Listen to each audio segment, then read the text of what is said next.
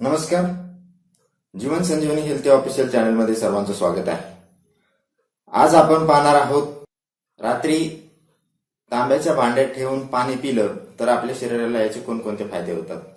मी याच्या आधी एक व्हिडिओ पोस्ट केला होता, पाणी कसं प्यावं, किती प्यावं, आणि त्यामध्ये मला बऱ्याच जणांनी असं रिप्लाय केला की सर आम्ही तांब्याच्या भांड्यातलं पाणी पितो, तर तांब्याच्या भांड्यातलं पाणी प्यावं की नाही प्यावं, कसं प्यावं पाणी तांब्याच्या भांड्यातलं म्हणजे आमच्या शरीराला फायदा होईल.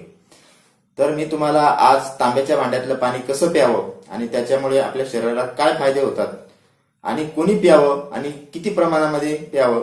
तर तांब्याच्या भांड्यामध्ये पाणी ठेवून पाणी जर पिलं तर त्याचे आपल्या शरीराला काय फायदे होतात ते आपण सर्वात आधी पाहूया.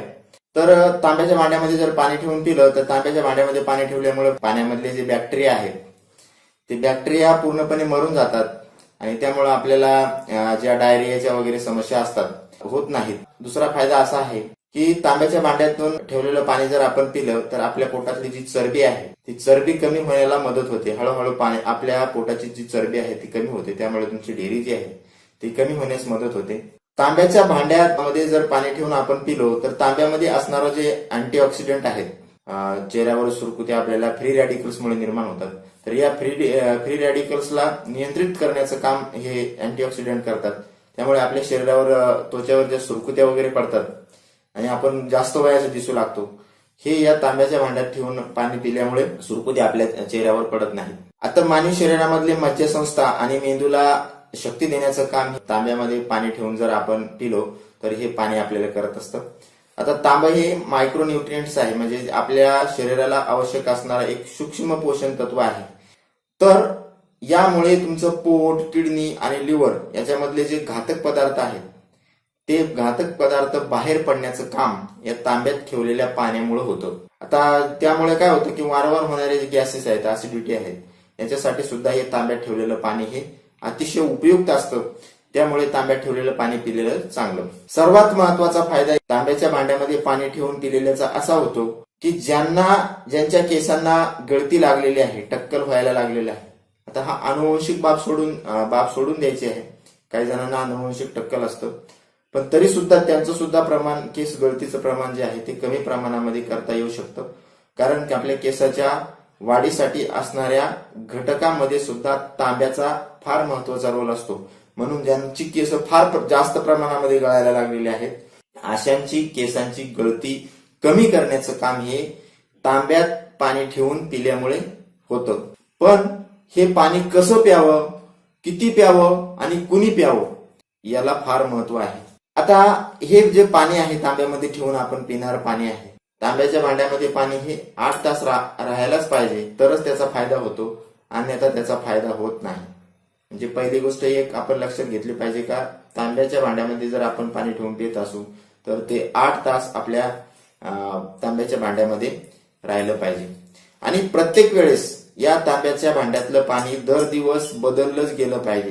ज्या पद्धतीनं तांब्याच्या कमतरतेमुळे आपल्याला आजार होतात त्याच पद्धतीने जास्त जर आपल्याला याच्यामध्ये तांबं झालं तर त्यामुळे सुद्धा आपल्याला अल्झायमर्स सारखे आजार होऊ शकतात. म्हणून रोज तांब्यामधलं पाणी हे बदललं गेलं पाहिजे. म्हणजे तांब्यामधलं ठेवलेलं पाणी हे उपाशीपोटीच पिलं गेलं पाहिजे.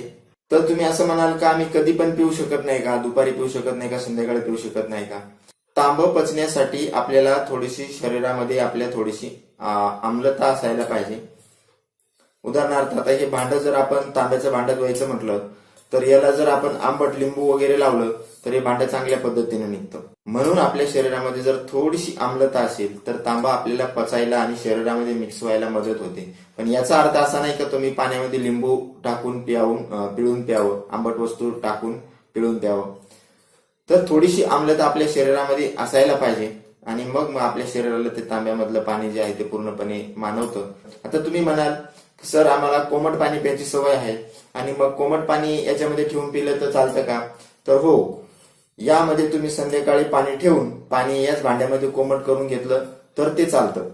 पण या भांड्यामध्ये तुम्ही रात्रभर पाणी ठेवून दुसऱ्या भांड्यामध्ये जर ते पाणी तुम्ही कोमट करत असाल तर ते चालत नाही. त्यामुळे तुम्हाला त्याचा फायदा होणार नाही, उलट नुकसान होईल. हे पाणी कसं प्यावं हे सर्वांसाठी लागू असणारा एक नियम आहे की तांब्याच्या भांड्यात जर आपल्याला पाणी प्यायचं असेल तर सलग पाणी पिऊ नये तांब्याच्या भांड्यातलं, हे सर्वांसाठी लागू आहे की जर तुम्ही 3 महिने पाणी जर तांब्याच्या भांड्यामध्ये ठेवून पिले तर 1 महिना तुम्हाला त्याच्यासाठी गॅप द्यावा लागणार आहे. गॅप दिल्यानंतर परत 3 महिने तुम्हाला ते पाणी प्यायचं आहे, परत 1 महिन्याचा गॅप आणि परत 3 महिने, अशा पद्धतीनं तांब्याच्या भांड्यामध्ये ठेवलेलं पाणी तुम्हाला प्यायचं आहे, तरच तुमच्या शरीराला याचा फायदा होतो. घर बसल्या बरेचसे आजार आपले या तांब्याच्या भांड्यामध्ये ठेवलेल्या पाण्यामुळे बरे होतात.